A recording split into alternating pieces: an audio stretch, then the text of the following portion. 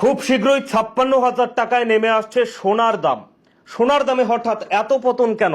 বিশেষজ্ঞরা বলছে এমনটাই। বর্তমানে গোটা ভারতবর্ষে সোনার দামের ভরি প্রায় 1 লক্ষ টাকার উপর, কিন্তু আগামী মাস কয়েকের মধ্যে সোনার দামের মধ্যে রেকর্ড সংখ্যক পতন হতে পারে বলে গবেষকদের দাবি।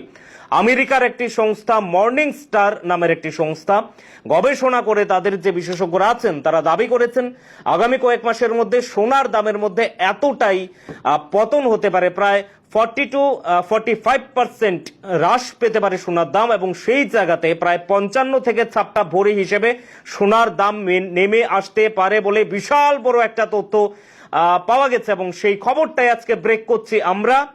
আর সোনার দাম ঠিক কি কারণে এত সংখ্যক হঠাৎ সোনার যে বর্তমান বাজার মূল্য, সেই বাজার মূল্য যেখানে 1 লক্ষ টাকার উপরে, সেই 1 লক্ষ থেকে সোজা নেমে 55 থেকে 56,000 টাকায় কেন নেমে আসবে, তার বিস্তারিত তথ্য আজকে প্রমাণ সমেত গবেষকদের কি তথ্যের যে পরিপ্রেক্ষিতে তৈরি করা যে রিপোর্ট রয়েছে, সেই রিপোর্টগুলো রয়েছে তার পরিপ্রেক্ষিতে দেখুন বিশেষ একটি প্রতিবেদন।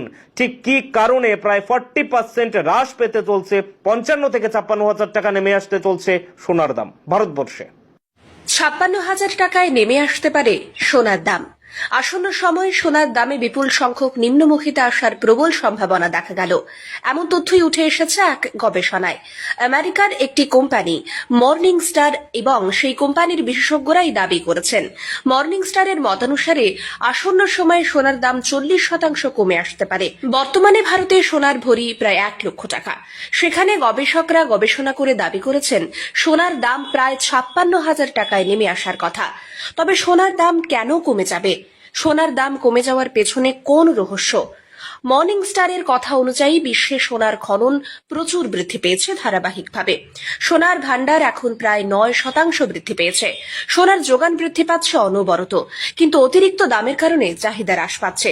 তাছাড়াও গোটা বিশ্বে এখন মন্দার মতন প্রভাব বিস্তার হচ্ছে এবং বিভিন্ন রাষ্ট্রীয় শক্তিরা একে অপরের বিরুদ্ধে যুদ্ধে লেগে আছে, যার কারণকেও অন্যতম কারণ হিসেবে দেখিয়েছেন আমেরিকার মর্নিং স্টার কোম্পানি।